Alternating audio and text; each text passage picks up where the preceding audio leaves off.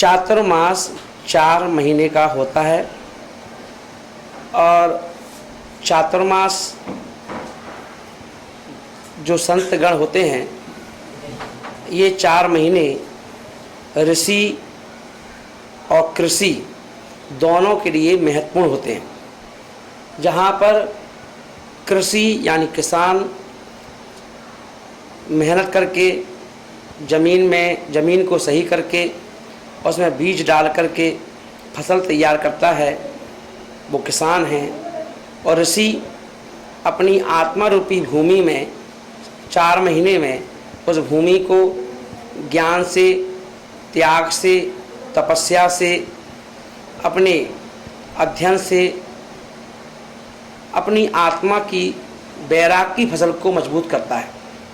इसलिए ये 4 महीने ऋषि और कृषि के होते हैं और इसलिए ऋषि अपनी साधना पे ध्यान देते हैं, कृषि अपनी भूमि पर ध्यान देते हैं।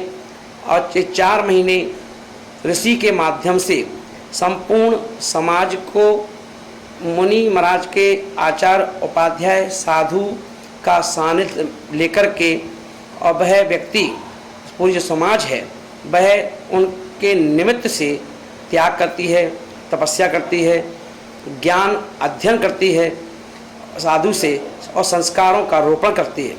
उसका नाम चातुर्मास है।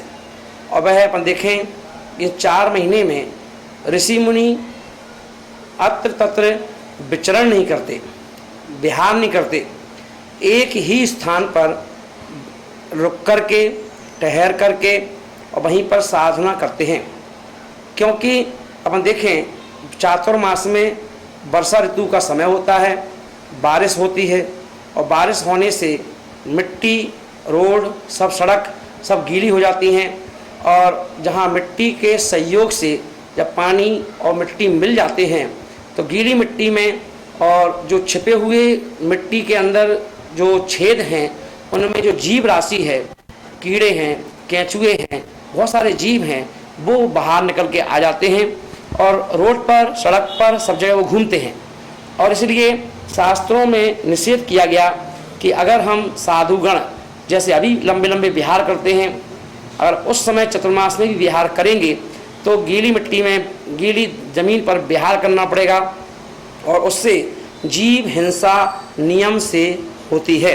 इसीलिए मुनिगण 4 महीने कहीं विहार आदि का त्याग करके और एक ही स्थान पर अपना चातुर्मास बिठा करके 4 महीने स्वयं भी अध्ययन ध्यान करते हैं और उनके निमित्त से समाज भी ध्यान अध्ययन करती है। और उन्हें साधु संतों के चौका लगाने का, उनकी भैयावती करने का, उनके विहार कराने का, उनके साथ बैठ कर के प्रवचन सुनने का, स्वाध्याय सुनने का उन्हें मौका मिल जाता है। ऐसा वह चातुर्मास सबके लिए मंगलकारी है।